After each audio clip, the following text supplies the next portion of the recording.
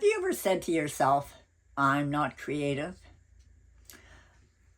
Well, I'm going to share with you today 5 steps to grow your creativity. Because I used to tell myself that a lot. Thank you for joining me, Deborah Racher, and taking the time to watch my video. Well, I was in my early 30s, and up until that time, I had told myself I wasn't creative until I listened to Louise Hay, who explained that everyone is creative. And the reason that we think we're not creative is because someone told us probably at a young age that we weren't coloring in the lines, or we weren't coloring like the rest of the students in our class. And so then we began to believe we weren't creative.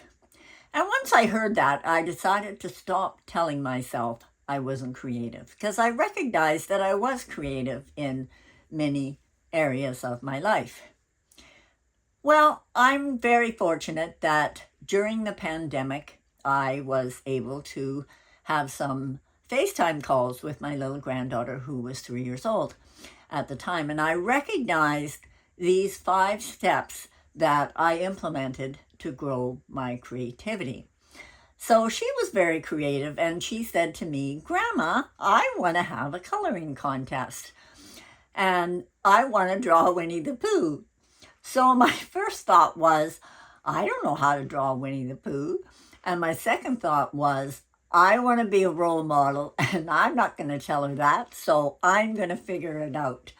And I recognized that these are the 5 steps that I took in that situation. And so the first step was to stop telling myself I'm not creative. Take it from me and Louise Hay, everyone is creative. And number 2, I decided to embrace the chance to have fun and have a great experience with my granddaughter. And number 3, I decided to ask for help. What could I do? Where could I go to get some help? And so I decided to Google how to draw a Winnie the Pooh. And number 4, I asked myself, how can I make this easy? Really easy. So I got out my pencil crayons and a few blank sheets of paper, and I drew a Winnie the Pooh, step by step. And number 5, I decided I needed to keep a record of the things that I draw. And so here is my Winnie the Pooh. And the reason for this is to look back on how far I've come, to celebrate myself. I've recognized that it's not so much about the outcome as it is about the process and just letting your creative juices flow. Many blessings to you and yours.